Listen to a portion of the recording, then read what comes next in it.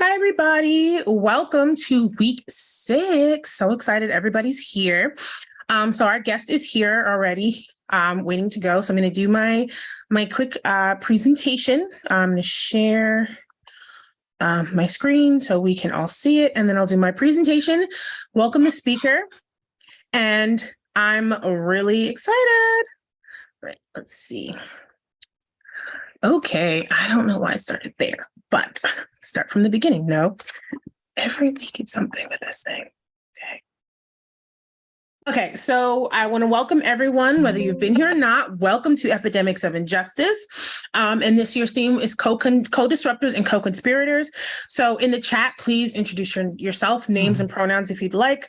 There is a check-in form, so you can scan the QR code, or you can go to the bit.ly, and that's on the other weekly presentations as well. So during the presentation, please put any questions or comments you have in the chat, and there will be time for questions at the end. So here and in the other previous weeks that are on the Google Classroom, if you are a community member, or on the Blackboard site, this is here as well, the Zoom participant controls and how to participate in the chat and the video and the mute button are the instructional course. So it's Katie O'Neill, Nandini Sarap, and me, Washika Torres. So about the course, this annual course is free and open to the public, and it prepares public health leaders and community members with the tools to bring about social change and address cultural and structural determinants of health. All course meetings take place virtually, and the course is open to students and the public from 5:30 to 6:30 CST, and then students who are taking the course for credit stay from 6:30 to 7:30 for a closed discussion. Epidemics of Injustice is sponsored by the Collaboratory for Health Justice at the USC School of Public Health. And we also would like to thank the Radical Public Health for the creation, support, and promotion of this program. Radical Public Health is celebrating its 11th year. For more information about RPH, you can visit their Facebook page. So it's Facebook.com/Radical Public Health. So there's a content warning. So today's lecture may contain materials that might be difficult to discuss. Please step away if you need to and take care of yourself during the presentation. So we would also like to do a land acknowledgement. One moment. The Collaboratory for Health Justice acknowledges that the University of Chicago resides on the traditional territories of the three Fire peoples, the Ojibwe, the Ottawa, and the Potawatomi. Purchased after 2.5 years of open warfare, decades of violent encroachment, and the defeat of a pan-Indian movement to keep settlers out of the Great Lakes region at the Treaty of Chicago in 1820, receiving their final payment before moving westward in 1835. This area was also a site of trade, gathering, and healing for more than a dozen other Native tribes. The state of Illinois is currently home to more than 75,000 tribal members, and the Chicagoland area is currently home to one of the largest and most diverse urban Native American communities in the U.S. Illinois is also the territory of the Ho-Chunk, Miami, Anoka, Menominee, Sac, Fox, and their descendants. By making a land acknowledgement, we recognize that Indigenous peoples are the traditional stewards of the land that we now occupy, living here long before Chicago was a city and still thriving here today. As we work, live, and play on these territories, we must ask what we can do to right the historic wrongs of colonialization and state violence and support Indigenous community struggles for self-determination and sovereignty. So here are some community guidelines. Please make sure you show up on time and come prepared. Let everyone participate.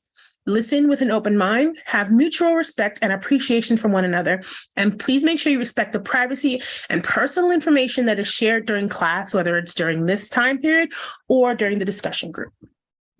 So this week's speaker will be speaking about LGBTQIA plus health and adolescent rights. So Dr. Nick Metheny. So Nick Metheny is a tenure-track assistant professor and early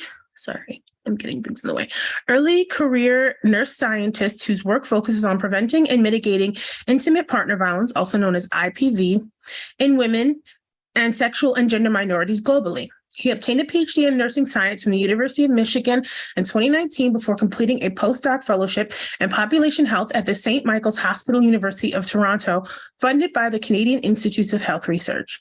He also holds a Master's of Public Health and Global Health Policy from the Milken Institute School of Public Health at George Washington University, a Bachelor of Science in Nursing from the University of Pennsylvania, and a Bachelor of Arts from the College of William and Mary. Dr. Metheny's research aims to understand and mitigate the harms of IPV in women and sexual and gender minorities, especially HIV risk, while simultaneously working toward building primary prevention interventions that alter the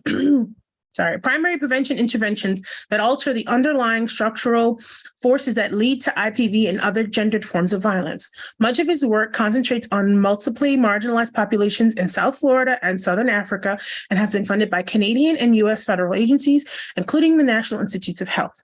Dr. Metheny currently teaches in the undergraduate public health program. He regularly teaches health promotion and disease prevention, and that's the course code, and introduction to health policy, and the other course code. He also provides seminars and guest lectures on community-partnered research, health disparities, and violence and health. Please welcome Dr. Metheny. I'm going to now stop my share. Thank you so much for joining us, and the floor is yours. Thank you so much. It's really nice to be here. Thank you so much for having me. Let me just pull up my slides so we can all follow along.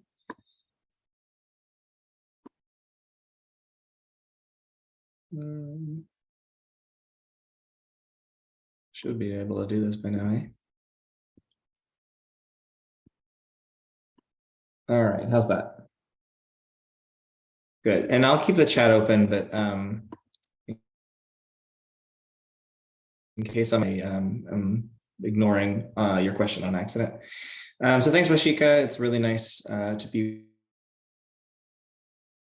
with you all, LGBTQIA plus health equity research. And I also want to speak a little bit about the theory behind health disparities when it comes to LGBTQIA people. We can't actually see your slides, Doctor. You can't? No, you froze, and the audio and the slides are cutting off. Perhaps try and share your screen, but turn off the video, because sometimes that happens. Zoom is temperamental. Okay, let's see.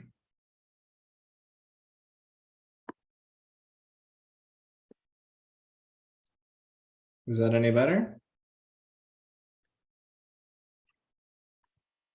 No, it says you started screen sharing, but it doesn't actually show us. Yeah, that was what happened. That happened to me whenever you were sharing your slide. All right, I'm gonna go out and come back in. How about that? I'll be right back. We'll be waiting. Thank you, everyone. In the meantime, thank you, everyone, for introducing yourselves in the chat. And hopefully we'll figure out this technical issue, or Dr. Metheny will just speak. We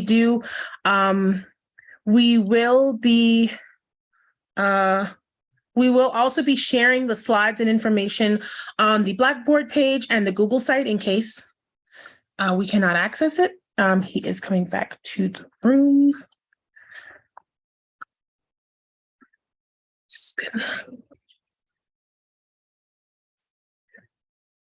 And then start this.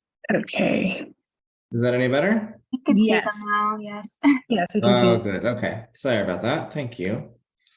Okay. So I want to speak to you about LGBTQIA plus health equity research, the theory behind health disparities when it comes to this population, the practice of engaging and disrupting. I love the theme of your class. And then I want to speak a little bit about community engagement. And then hopefully we'll have some time to learn from each other and have a discussion. So I want to speak to you about two theories that often undergird a lot of how and why we talk about this. And so as students and community members, it's important for us to learn each other's lingo. And so I'm hoping that this provides an introduction to some of the theoretical grounding around LGBTQIA plus health disparities. So the first, I think, important thing is to make sure we're all on the same page when it comes to words. We all know that language matters. And so I want to get a few definitions clear. The first is that the words disparity, equality, and inequity are different constructs and different things that we should be aware of the differences between. The main differences are that some are value laden and some are not. And what I mean by that is that disparity is not an inherently undesirable thing. For instance, there's a difference between the texture of my hair and the texture of Ashika's hair. It's a disparity in our hair texture, and that is just a fact, and that is not inherently desirable or undesirable, it just is. And so when we speak about disparities, we often don't think about the hierarchy that comes with that. Equality, on the other hand, and you may be familiar with the difference between equality and equity, but the idea of equality means that there is no difference in either the treatment or the resource distribution that comes between two different people or two different populations. That in of itself is also not value laden. It means that it's not inherently desirable for things to be equal, right? We all know that our society is inequitable, and therefore, if we do not provide a differential distribution of resources to different populations that have higher need, then we won't reach equity, right? So sometimes we need to have unequal resource distribution in order to have equitable health outcomes. And the final one is equity or inequity, which means a state of being unfair.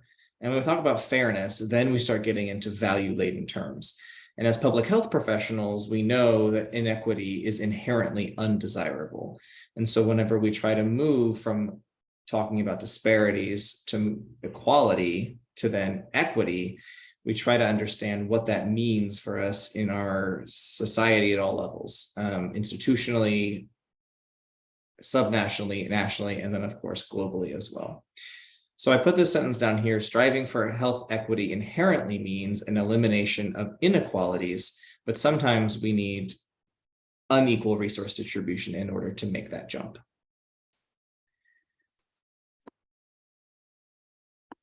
So I'm sure many of you have seen this picture before, and I won't labor you with the definitions of equality and equity here and the reasons behind why this picture is not ideal in a lot of ways. But I do want to look at this one on the left as well. And I'm anxious to see how many of you have seen this particular image before. Has anybody seen one? This one on the left, the reality.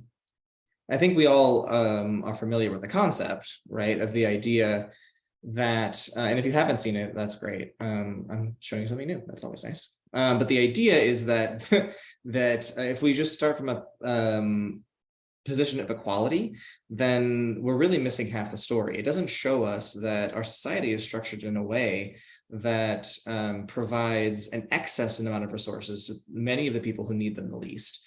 Sufficient amount of resources to several, and then others have lower amounts of resources than they otherwise would. So they're starting from not even the same level ground, they're starting from behind, right? And the guy in the purple shirt, the person in the purple shirt here on the left, demonstrates a lot of that reality when it comes to not even being able to see the game, but also not having a box to stand on at all, and then also being sunk into the ground, right? That's 3 steps back. And if you think we'll talk about intersectionality in a little bit, but you think about these intersectional identities that put people at high risks of marginalization, and those marginalizations compound, then we end up with somebody who's starting way behind others.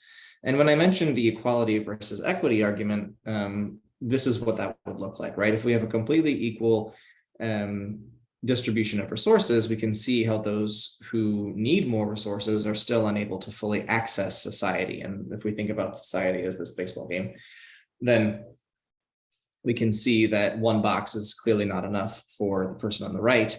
It's barely enough for the person in the middle, and it's not needed for the person on the left. The equity image is usually the endpoint for this particular argument. And it shows us like, yay, we've reached equity. We have a differential distribution of resources. The guy on the right has 2 boxes to stand on. Everybody can see the baseball game. Yay, we did it. But I always have a lot of angst about this particular panel, because I think, yeah, he did get longer pants. Good call. Because I always think that there's still a lot wrong with this, and I'm anxious to see either out loud or in the chat if you can see something that you would change about this particular panel to make it more radical, the public health.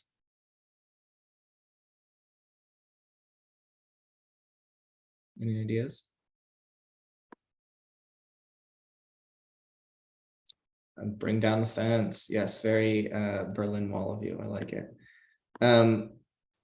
The idea of liberation or of justice is something that really intrigues me, and it guides my research, and my research with Dr. Valonis and others at UIC. And the idea of liberation and justice is that there really should be no fence there at all. If you're really trying to have equitable access to society, if this game is society, then why is there a fence standing between these three people and the other spectators of the game? I think whenever we think about an equitable distribution of resources, that's working within our current system of the society that is built by a particular group of people, white, cis, hetero men, right? And that is the blueprint on which our society is written. That's theoretically defined in several different ways. But if we are to get rid of the fence, that is a radical transformation of society that changes the system itself. And so I want to challenge all of us, myself included, to really look at what life or public health would be like without a fence. What would it be like if everyone had access in a way that didn't require a differential distribution of resources, but that those resources were used to remove a fence that shouldn't be there in the first place? And we can talk, we don't have a whole lot of time, but if we have time at the end, we can talk about what this next bit of it is, because I still don't think that this liberation idea is the final frame. I think there's more that we can talk about, and there's something, several things in this particular panel that I'm interested for you to pick out and see how we could particularly improve even this liberation panel. And we can come back to that if we have time. So just to drive this point home, I like this flow diagram because it shows us the difference between value-free and value-laden terms, and then what it is we do with them. So when we think about who we are and who we ought to be, equity is who we ought to be, liberation is who we ought to be. And so if we shunt our policies and our programs towards the right side of the diagram, we're also shifting it towards, I think, the right side of history. And so this is where our conversation is going to go today, and I'm happy to talk about this more with you all at the end. So the first of the two theories I want to go over with you today is something called fundamental cause theory. Has anybody heard of this before? Anybody? I always like to know if anybody's like schooled on it.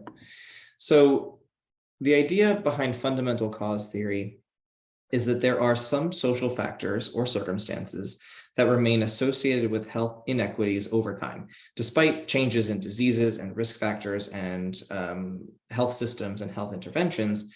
There are still these few fundamental causes that mean that certain populations are at a disadvantage to others. And this is a negative feedback loop that accelerates, and it results in a differential distribution of resources, of money, of power, prestige, knowledge, and beneficial social connections. We'll go over what that looks like over time in a second. But these differential distributions of resources alter not only access, but the ability of a marginalized group to change the factors that lead to their marginalization. So it's not that someone's behavior needs to change, but it's that their ability to access particular areas of society is diminished because of this fundamental cause. And this was conceptualized by three professors at Columbia University, and has since been expanded to focus on LGBTQIA folks. There are three characteristics to a fundamental cause. Any fundamental cause has to influence multiple disease factors across a substantial number of people, so it cannot be localized by definition. Second, it has to involve resources that can be used to avoid risks or minimize the consequences of disease once it occurs. And third, it has to be robustly related to health inequities across time and place. So these are very large, either national or global forces that are inhibiting certain groups like LGBTQIA folks from accessing healthcare and society in the ways that they otherwise would be able to, or ways that non-LGBTQIA people can. What Hatzenbuehler and his colleagues added to this idea of fundamental cause is that it's not just these social determinants of health that are fundamental causes of health inequities, but it's larger than that. Stigma itself is the fundamental cause of health inequity. And if we think about it, all the reasons almost that come back to why populations have differential health outcomes, especially when compared to white non-Hispanic populations, have to do with stigma. The situation of an individual who is disqualified from full social acceptance, that's like the original definition of stigma. And we know that stigma exists at lots of different levels of the society. It exists at the individual level. You can be prejudiced against a particular group, and we saw this happen too many times in this country and in others, but it also happens at the structural level through policies and over time, and we'll go over examples of both of those. It's also prejudice and discrimination against a particular group. That leads to labeling and stereotyping, which then removes a particular stigmatized population from the larger group of society. And then once we have enacted discrimination or the act of exclusion of a particular group, then we get to what we were talking about in the last slide about a differential access and ability to access resources. And so it's not just about LGBTQIA folks, although homophobia and transphobia are definitely structural stigmas that affect these populations, but it's also racism and gender inequality and settler colonialism and xenophobia. All of these really large structural forces that we think about, all are forms of stigma. And so when we really think at the highest levels of our society, what can we do to disrupt the forces that lead to health inequity? It's to reduce and eliminate these types of stigmas.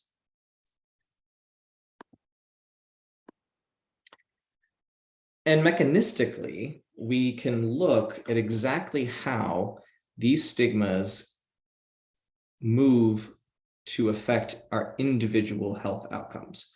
There are 4 explanatory mediators, and if you've taken epidemiology already or you're familiar with it, you have probably learned the difference between a moderator and a mediator.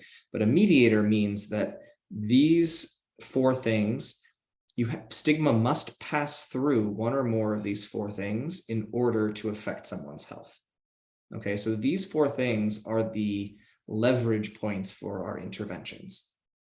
The first of them is resources, so the ability and access to health and financial and social economic resources. Psychological and behavioral responses are the stress response behaviors that we often see as a result of stigma. So some stigmatized populations, LGBTQI people especially, have stress responses to this stigma that includes things like substance misuse, alcohol misuse, HIV risk behaviors, and others that are not necessarily totally behaviorally driven, but are influenced by the feelings of this structural stigma. The third is social isolation, and that comes from being excluded from some parts of society, either structurally or in a family unit or in a community. Being socially isolated allows people to find their own community, which is why there is such resilient and strong LGBTIA plus communities, especially in large urban centers. But if you don't live in one of those centers, it's possible that you feel quite socially isolated, and that can lead to health inequities and poor mental health, especially. And then there's the biological implication of stress. Feeling these types of stigmas and the discrimination that often comes along with it and the internalization of that stigma causes your body to change. And most of my research focuses on how that stigma actually changes your inflammatory processes in your body and the genetic, the way that your genes turn on and off, your epigenetics. And so we think about these four things as the ways that stigma sort of gets under our skin and causes health inequities. I talked a minute ago about stress being multi-level, and this is sort of the trajectory of how that happens.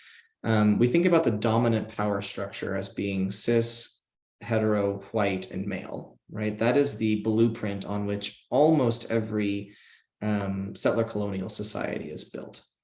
Right. And so the first thing that these groups of people do is they invent differences between themselves and other populations. Once they've done that, then it's easy to label and stereotype that particular marginalized now population.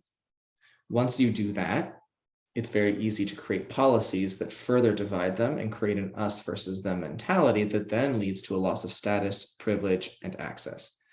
Right, so we can think about policies throughout the United States history that have done this in a very systematic and very deliberate way. All this trajectory of social stress leads to these feelings of stress that I was talking about, and those four mediators that lead from stigma to social and behavioral health inequities. And if we think, I like to use this idea of social stress being like a rain cloud, right? And so it's not something that an individual person can get away from. If you're in the rain, you're sort of in the rain. There are things we can do to block the rain. There are things we can do to keep ourselves dry for a time, but it's still raining outside, right? And so resilience and other ways to buffer this stress are great, but they don't actually get at the root cause of why these people feel stigma in the first place. Okay.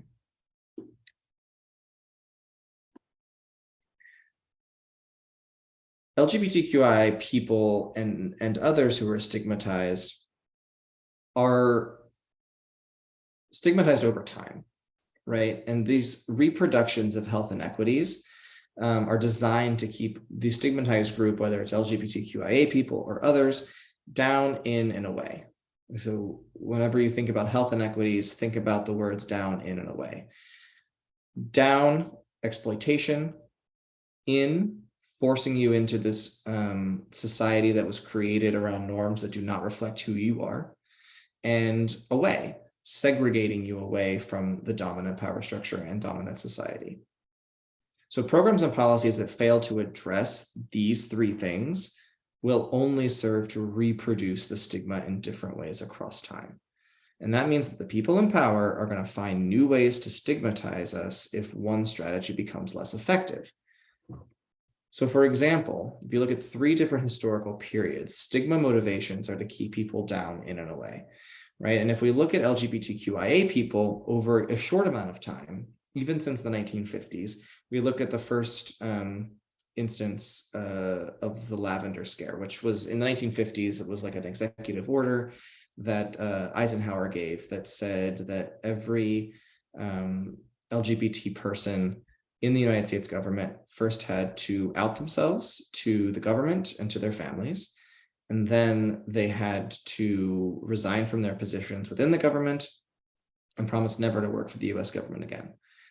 And thousands of people were forced out of their positions, lost intergenerational wealth, abilities, and were otherwise marginalized in society in a very overt way.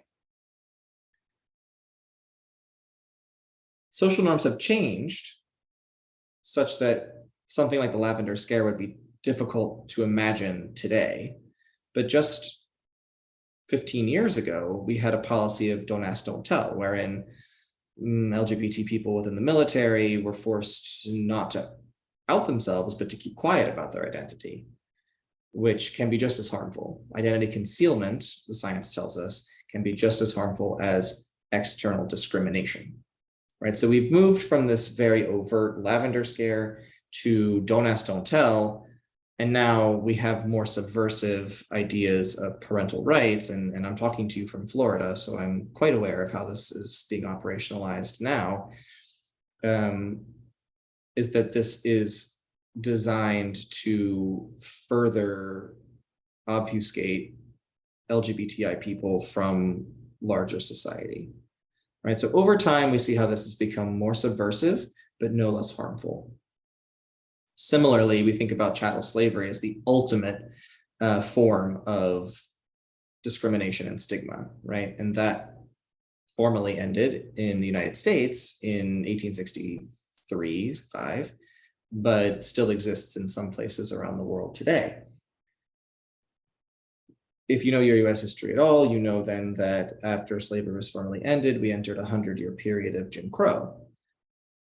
And Jim Crow was, one of its founding tenets was segregation, keeping people away, right? So African Americans and other people of color were forced then to be segregated from society and therefore from access to resources. So things like redlining occurred and Jim Crow laws and other discriminatory practices that were not as overt as slavery, but were just as harmful.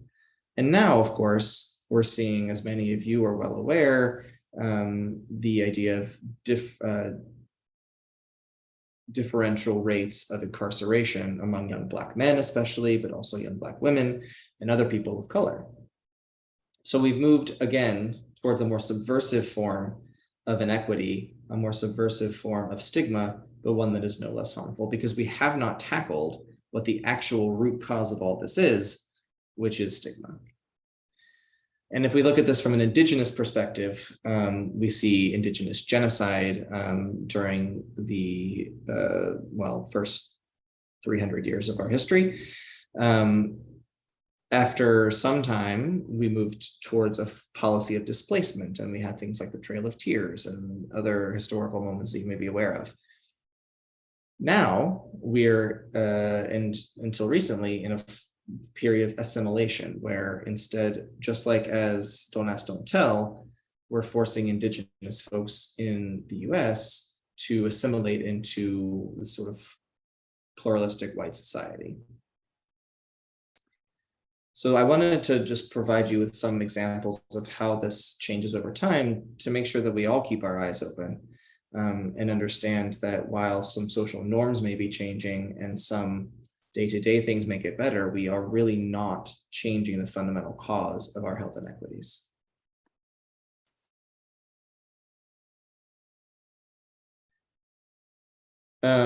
Sure, assimilation versus acculturation. So assimilation is a denial of one's own culture as it becomes part of this like larger melting pot, right? Acculturation is asking someone to adopt a particular person's culture, right? So if we were forcing Indigenous folks to adopt whatever white culture is, pumpkin spice lattes, then that would be acculturation. Assimilation is a more nebulous term where we ask people not to really stand out for their own culture, but rather be part of this big, happy, multicultural, pluralistic society that we can pretend that we live in sometimes.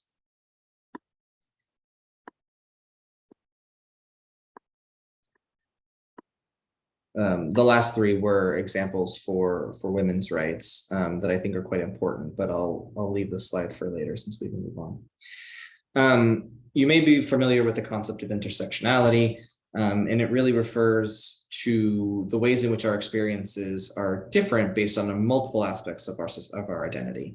So it governs our access to multiple social determinants of health, which you're probably aware of. And what I really want to drive home about this is that someone's gender identity and sexuality can be quite different from each other. And those intersect with someone's race, their class, their age, their ability status, and other potential forms of identity that cause unique forms of stigma. So someone who is Black, who is a lesbian, and who is a woman experience very different, qualitatively, very different forms and acts of stigma than a Black lesbian woman. That's the classic example from intersectionality theory. And all of this means that the constellation of our identities both compound the stress that we feel from our marginalized statuses, but also mean that we can't have a one-size-fits-all approach to disrupting whatever these fundamental causes are, stigma.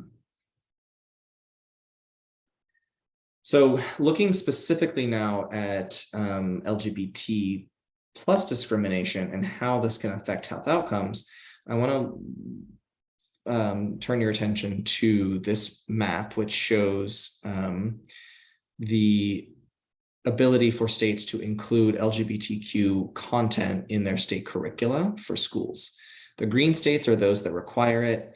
The sort of beigey states are the ones that have no particular laws, and the orange and burnt orangey red states are the ones that either require parental notification or specifically disallow LGBTQ content in schools.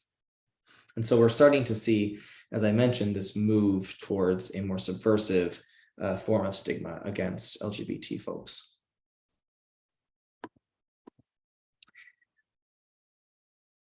I think it's also really sobering to note that about 45% of all LGBT people in this country still live in a state that allows conversion therapy for minors, at the state level anyway. So these green states ban conversion therapy. The stripy states partially ban therapy for minors. They may ban it for sexual orientation, but not for gender identity, for instance. And the orange states tried to specifically allow it, but there was a court injunction against them. And then these beige states have no state law or policy. And so Illinois is a green state. It specifically bans conversion therapy. But if you're living in Indiana or Iowa or Missouri or Kentucky or any of the other states in the Midwest, you may not be in such a position. So I think it's common for some people in large urban centers to feel sort of insulated from some of this stigma. But look around and there's a lot of beige and orange and stripy green.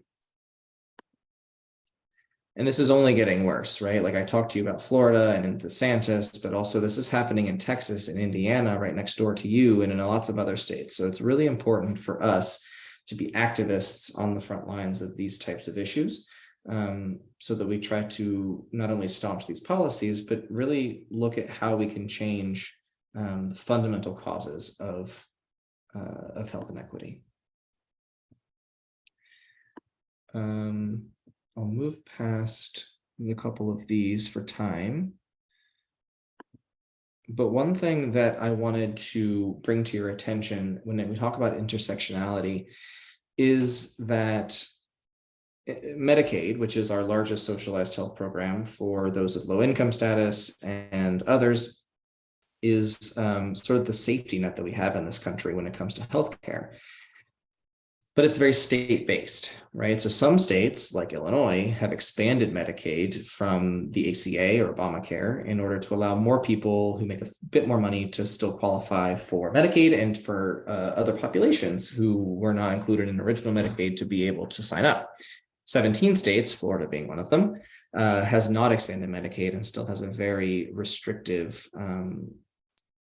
income and asset test in order to qualify for Medicaid. And so Medicaid policies regarding healthcare related to gender transition for transgender people is state-based, right? So the green states explicitly cover healthcare for gender transition and other medical procedures for transgender people, which is in line with public health policy. Those in the beige have no explicit policy, so there's a potential window there to turn that state green. But the orange states explicitly exclude transgender health coverage and care, and that's 9 states and growing. There are provisions on the books for most other of the beige states in the South to also exclude transgender health coverage. And what I want to draw your attention to is this map on the right, which shows the percentage of people on Medicaid per state compared with the states that allow and do not allow transgender affirming care under Medicaid. Is there something you might notice about these two maps?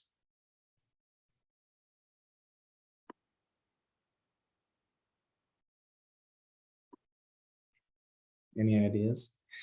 Just to orient you to the one on the right, the darker the color, the larger percentage of people are on Medicaid.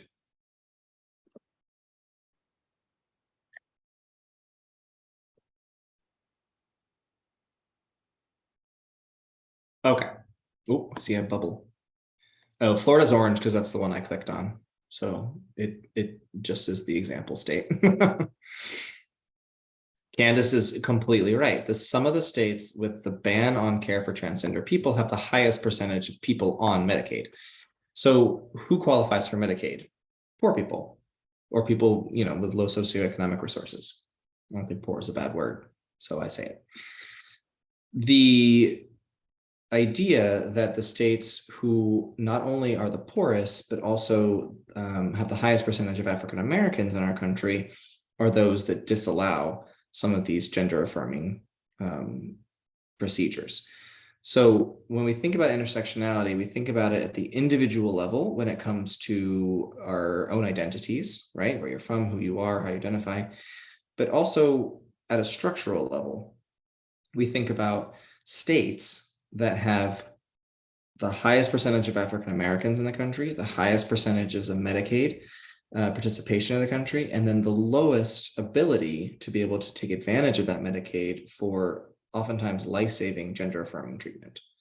So these disconnects and that intersectionality compounds to cause great health inequities to Black transgender people in the South.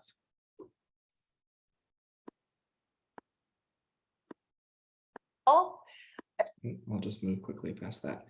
So, but I can send you the slides, and that video from Camille Crenshaw, who conceptualized intersectionality theory, is really, really good. It's only like 3 minutes. So the other theory that I want to orient you to is minority stress theory. And this theory is really helpful for advocates, for practitioners, for researchers, for anybody to help us understand like how this stigma actually affects the health of LGBTI people specifically. Fundamental cause theory can be used for any number of marginalized populations, but minority stress theory is specific to LGBTI folks. And we can see here that the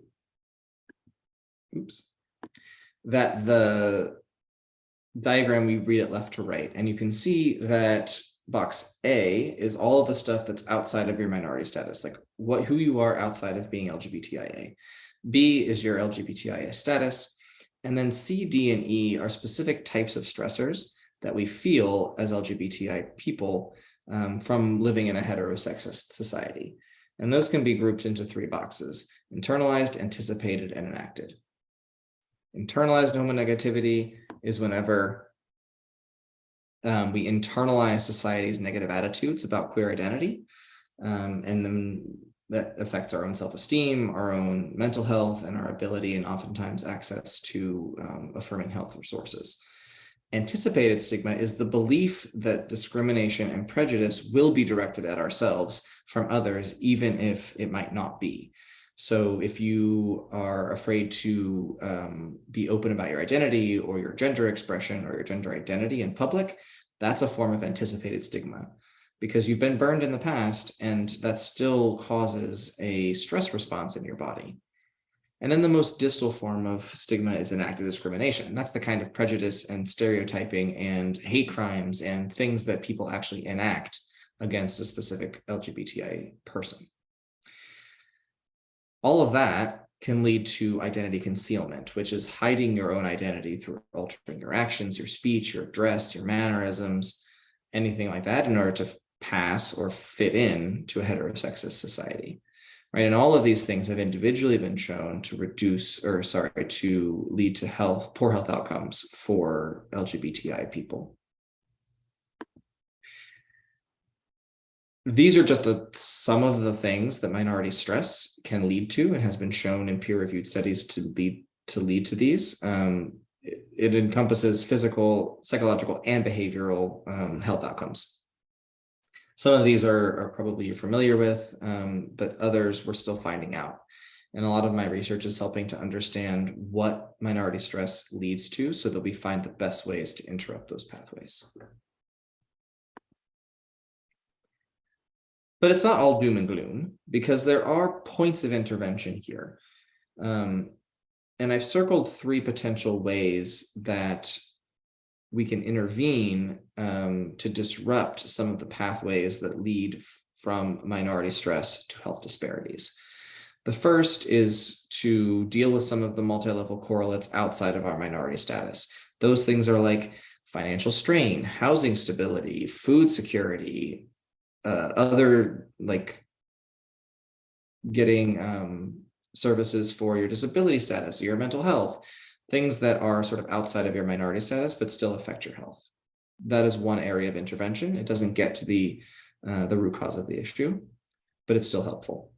The second is tackling these actual forms of minority stress, right? We can talk about sensitizing police forces to reduce discrimination against LGBTI folks, or government services that helps reduce external enacted discrimination. Internalized and anticipated stigma can be helped with counseling, with therapy. Some interventions look at couples interactions to help people learn from their partner on how to deal with these things. So there are some ways that we know that can actually reduce the feelings of these minority stressors. But the most common one is box H up on the top right, and that is coping and social support. And if you can see the little arrow that goes downward, you can notice that that arrow points directly at the line that goes from minority stress to health disparities. What that means is that coping and social support buffer or interrupt the pathway between minority stress and health disparities. So if we can provide some programming and policies that provide coping and social support to LGBTI people, then we may be able to reduce the impact of minority stress on their health. And that's where most of our interventions have come through so far. But you can see that it's pretty far down the line, right? Like, we're not really looking at the fundamental causes, nor are we looking at the stressors themselves, but we're rather trying to like interrupt this pathway at the very end of the line. And so while that's helpful, it doesn't tackle the main cause of the problem. So we did actually want to stop here for questions, since there's only about 8 minutes left. Perfect. This was my stopping point, so awesome. Oh, great. But yeah, so the rest of these slides will be on the Google site and also on Blackboard. And yes, so I did want to go to the questions. Let me actually start my video back up. Wait, you still can't see me? Maybe you can, I have no idea. So the first question was, as stigma is proven to have negative health impacts on overall health, increase stress, and lead to health inequities, as in the papers that you have our students read, how can intersecting stigmas and their intersecting impacts be addressed, especially when addressing stigma at the population level? How can population level interventions reduce stigma equity, and address stigma while acknowledging these impacts of intersectionality? And also the questions will also be put in the chat as well for those who need to read it. Ooh, that's quite a question, Nandini. Thank you. Let's turn my camera. I think my camera might work now. Oh, perfect. Okay. So there are a lot of lessons that we can take from the gender equality fight that's still happening, but that has a little bit more traction and a little bit more history than our LGBTIA interventions. And those consist of what are called social norms change interventions. And that's whenever we work with all members of a particular community or group. So not just LGBTIA people, but also cis and hetero people, to help change their ideas of what LGBTIA identity is, and how including LGBTIA people fully in society can actually benefit everybody in that community. And so what they've done in communities in the Global South and also in the US is to do these interventions where they work with men and boys to help change their ideas around women and gender equality. And there's some evidence to say that if we can try that with LGBTIA people, we may be able to reduce some of the stigma that's foundational to the health inequities that they experience. Short of that, there are some ideas that we can look at. Well, it's difficult to think about like solving racism and solving homophobia, right? Like we can't, it's like a difficult thing to grasp. Like, how are we actually going to do this? But really it ends up being about how our society is set up, the people we elect, and the policies that we pass. So if we elect officials that pass policies that allow us to move towards equity, then once we get closer to that point, we can think about tearing down the fence. So I think it's a pretty long process. Thank you. And then this one is kind of a bit on the flip side. It's like, after reading the articles, how can we reduce the stigmatization amongst minority groups and make the public aware of stigma and how it also affects people in ways that include health? So rather than just social supports for those who are impacted, but also also public awareness campaigns for those who are very unaware of this, of social stigma as a health determinant, but also of social stigma aware of social stigma of these groups. Yeah, I mean, I think one thing we do know about public health, I think like most people would agree to me, is that like knowledge is necessary but not sufficient for behavior change, right? Like that's the mantra. And so these public awareness campaigns are helpful, but they're probably not the endpoint, right? That's actually going to solve any of this. I think solving some of this requires some real structural and difficult changes to our institutions and our policies. And unfortunately, we're seeing some regression in that area in our court system, especially things like affirmative action, things like LGBTI rights, things like abortion access are sliding backwards, and we really thought that we were moving forward there for a minute. So I don't want to sound like pessimistic, but I do want to acknowledge that like the fight that we have to take is a long-standing one. It's one that requires participation from lots of minoritized and marginalized groups and from allies who are in, you know, the majority.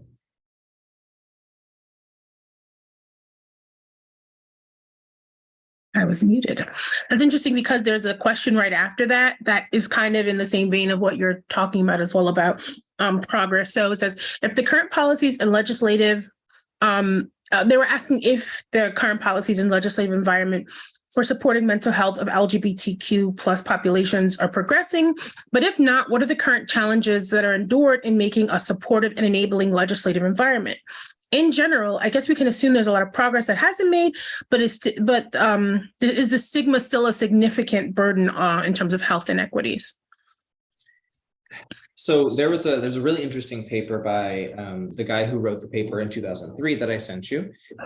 He wrote an update paper in 2016 that said like, all right, things have gotten a little bit better for white gay men. Does that mean like that we're good now, or is this still a problem? And that's why I kept saying, like, while some of these social norms have been changing in ways that are positive, the underlying structural stigma has not changed nearly as fast as it should, right? There are still, I think, well, until the federal legislation was passed, there were still 13 or 15 states where you could get married on Sunday and get fired on Monday for being in a same-sex union, right? So like these sorts of political and structural changes are pretty slow to come. What I'm also want to bring up is that there is, I think, a political schism happening between LGB and TIA, or TI anyway. So the idea that there is a large difference between what is socially acceptable when it comes to sexual orientation and to gender identity is becoming quite a divided and divorced issue. And in Florida, you can see like there's much less concentration on banning books, for instance, when it comes to books with two mommies or two daddies than it is with someone who identifies as transgender. And that is seemingly stoking a culture war in a very different way. So while, yes, I think in some ways it's getting better because the social norms are changing for lesbian and gay people, it's certainly not, that fundamental cause of stigma is still not changing nearly as fast as it should. And it's definitely not changing for transgender people. Yeah, I remember I was actually in Ohio when they were talking about like same-sex unions, and these two I believe they were gay men who were lawyers, started this Drop the T campaign and other types of things. And I think that, so there is definitely still a lot of stigma in the bi community as well. But yeah, I also think that when I was reading through your work and looking at how they were looking at sexuality, and then I went, what about gender? But I was like, oh, well, that would be a different study, because we do also need to remember that even though people have intersecting identities, that doesn't mean that they still don't have prejudices within the identities that they have that have power. Right. So there are people who may have some identities that are marginalized and some that are not, and they can still exercise power in some of those ways. And even myself, right, as like a Black person, right, I'm still, for instance, an American citizen, right? So born and raised in the United States. And so certain types of fears I do not share with peers of mine because of the certain type of privilege I have and protections that I am meant to be guaranteed, right? Whether those are really carried through, but there's that kind of promise and supposition of that. So even within marginalized groups, there are levels of privilege that are exercised against other groups. So some people will say women of color versus women who are white, women who are queer versus women who are not. But I did want to thank you so much for coming today and talking to all of us. And so everyone, if you that was just a round of applause in the round of applause emoji. Thank you all so much. Thank you all to all of our community members who showed up today. And we'll have about a 5-minute break, and then we will transition to the discussion portion. That information is in Blackboard. And so for all the community members, have a great night, and I will see you all next week. Bye. Great.